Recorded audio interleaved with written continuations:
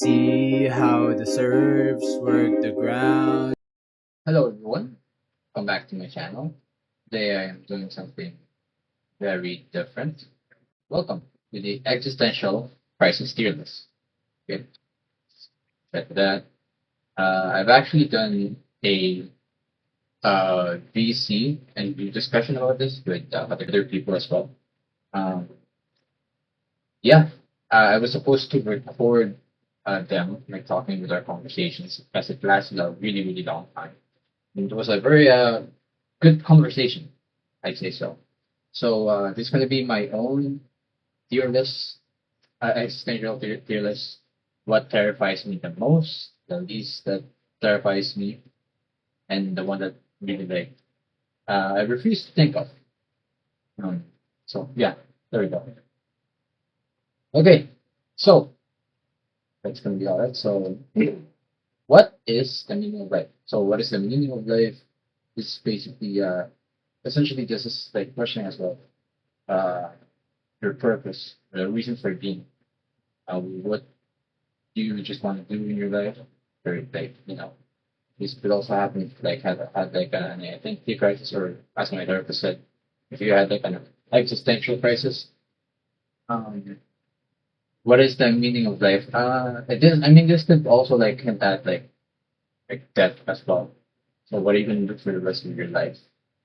Then I never really had, at least the way I saw it, like the meaning of life. I never really did. I think the meaning of life uh, was just to say optimistic while knowing that nothing matters. That's always been my like thinking, even then. But right now, especially from what I've learned a lot through philosophy, through like how consciousness works, or the nature of consciousness, pretty much agnostic about everything as well now. So yeah, what is the meaning? I guess it's a more like I could put it here, like what the F, like I just like you tell me I gotta lead something with my life, like even if it is some evolutionary thing that our brains wired us to do. But yeah, I'm not sure. I guess I'll give it like yeah, what the F? Okay, what the F moment. Okay,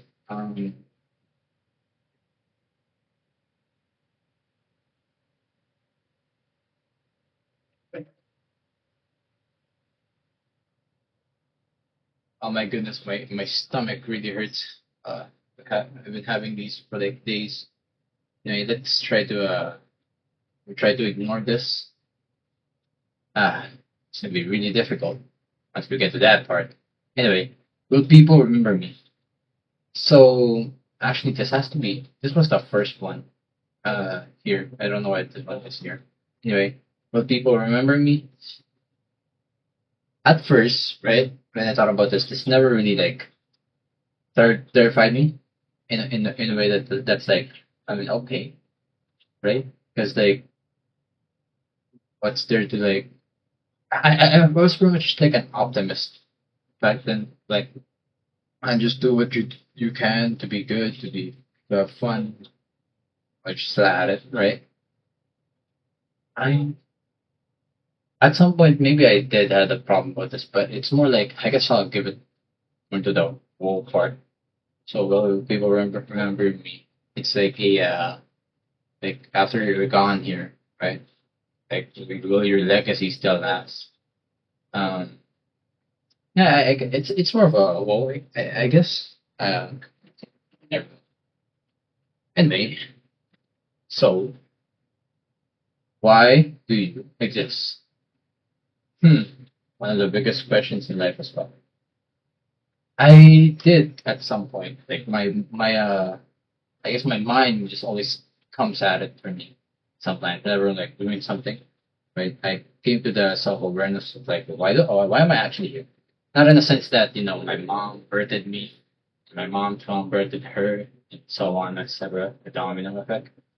But like, why do you actually exist at this point of time? Like, why didn't you exist like before, like the 1800s or the 1900s, even before that? So I'm not. I gotta give it a probably a what the. It didn't like clarify me as much before. Why do you exist, right? But it definitely like gave me like, oh yeah, good point, dude. Like, why am I actually here? Like, you know. Okay, existential isolation. Existential isolation could like mean a lot of things. Um, I've talked about this with people that were in my Discord. We talked about how basically existential isolation is that never getting to know that person's subjective experience. But the way I stated this is like, you will, do you ever like always or sometimes find the idea that you will be alone for the rest of your life? Like, no one will ever truly get who you are as a person, like, you know. And I got a lot of like good response and conversations out of this with people. Like, for example, like the only gap in bridge that we have with people is empathy. You know, feeling what they're feeling. That's empathy, sympathy, kindness, etc. So it's that. But would it really? Did it really? Gave me like some sort of existential crisis at one point. Um, it's definitely a wall where somewhere in what the hell, like, you know, like because that's like a really really good like question. Like, will like, do you actually find someone romantically, platonically, whatever you're into, right? Love, right? Will you actually find someone that gets who you are, right? So it's in the what if. It's definitely in the what if. So thanatophobia. This is more psychological now. I put thanatophobia because it's the fear of death. So straight up, um, when I had like I have like a story where like back 5 or 6 months ago, um, basically thinking of like actual death, like I remember saying this to my friend once, like, what if actually, like, what if nothing actually happens after death? Because what I mean more about that, especially now, is like dying probably be a painful and suffering process. So that's terrible, obviously. But it's more like as well that death, what if like, you know, where my consciousness, my soul, or my but where will I go? Like, where's the self going? If there even is self. Okay, so yeah, it's definitely going there. It's something that all of us realize. Like as Sigmund Freud said, right?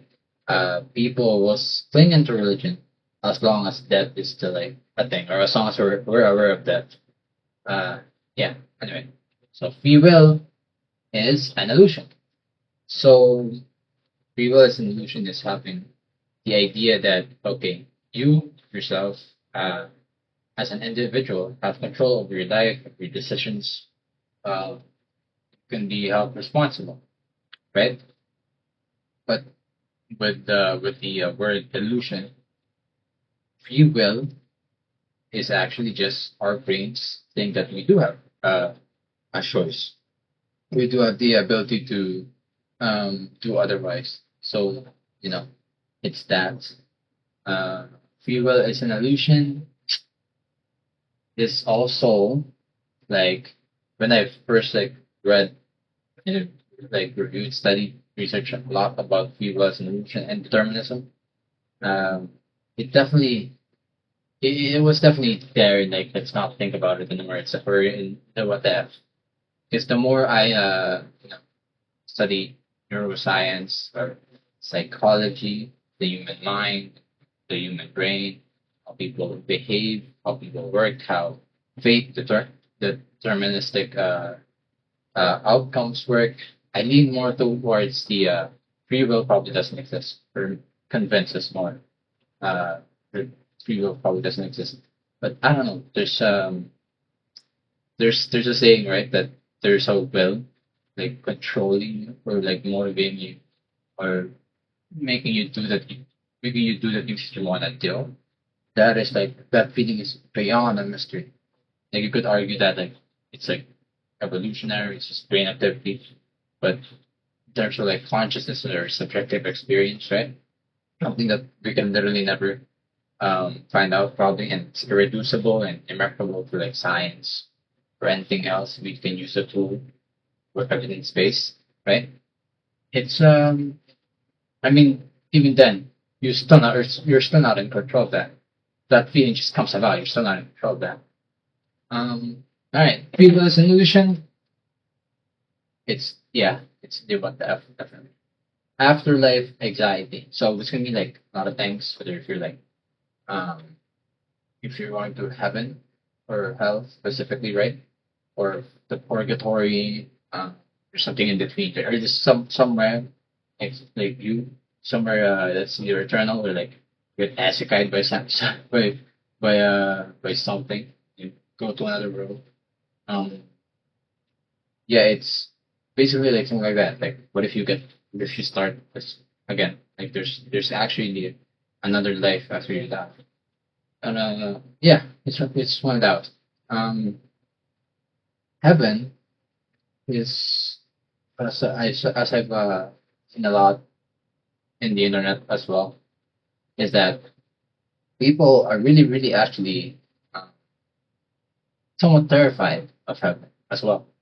Like because I think it's because of like never having like that child. I think there was a good video. I think it was a video about how the world will end in 2026 like that. So yeah, he I think she talked or they talked about how like okay, if the rapture does happen and we all they get taken uh in heaven, right?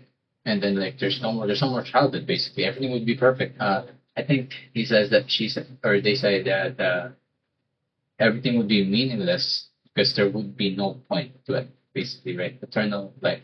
Now you could argue that it's not bad, or because I've never been there, or maybe you have at some point if you had like entered that experience and it was good and it was like alright with you. But that's I think that heaven thing as well is it's like very subjective and how people think heaven looks like what the Bible says, right? Other religions. So yeah, hell obviously it's a very terrifying subject. Um, even before then, this terrified me a lot. But as I think about it more, as I know more about like as I read more about the Bible, as I've known more other people's experiences, and as I've like learned throughout like a lot of YouTube videos as well, like Reddit posts. I think especially as like a lapse like Catholic as well. Um, I'm more agnostic about a lot of things now, so maybe that also like just keeps me a bit of comfort. I'd say so. Uh, anyway, so like purgatory is something in between, or you literally just get as a guide in the afterlife. Um, or like even your reincarnation, but like it's not about it. I like this. It's afterlife anxiety. That could go with the same thing that I just don't know where my consciousness or will I'll be once I pass on. So it's definitely it's something there. Yeah. Let's not think about that. I don't even want to think about it now. Anyway, so determinism crisis. Determinism crisis or general determinism is the um philosophical term, right? School of thought that everything is already determined to you. Right? You don't have any free will. How you're wired, how you behave the moment you were born, how environmental factors affected you, even like even if that's internal or external. That's always going to be like you're always determined by that. So you basically have no control. Like the universe is already predetermined. It's like this, let's say like God, right, already planned this for you. So yeah, um, okay, it's definitely somewhere right here with the next two free wills and nutrient determinism crisis. Um, so there you go. The problem of immortality. The problem of immortality is basically, as you guys probably are familiar with it, is the idea that you will, let's say, never die, right? Um, and this could apply to only like you, per se, right? So this could be a very terrifying experience because you're gonna have an experience like something like that yet. Like, I don't know. Um, it's a very as people like get a thought experiment, or as people like experience like like people with like that are 90 or 100 years old, and like every family uh had or have has passed on. It really like really obviously terrified them and upset them because like why are they still here, right? Um, why haven't they passed on yet? So it's um I'm not sure about that. I guess it is in the what the F as well. It's like immortality could be like a huge problem. Because you're like once everyone's passed on, or stuff, like gone now, right? You're the only one. You're the only family member left. That's so lonely, bro. I'd say it's in the what the F as well. So existential regret. I mean, I'm still young, to be honest. Existential regret. It's basically like um every moment that you've let's say like you had a thought before, right? And like you had moments in your life that oh, I should have done this, done that. I shouldn't have done a lot of like bad things to someone and like bad things to myself. So that's what regret is. It's sort of like given up. So to me this would be the what the F, which the because like I'm still young, but I've still experienced like a lot of effed up crap. Bro. So there we go. Um, existential regret is it's the with that. You could even be here to be honest. Anyway. So radical skepticism. So radical skepticism is basically like questioning reality itself, or thinking that you're probably in a dream, right? So how do we know that like the thing that I'm touching right now, like the stable, right? This is coming from my brain.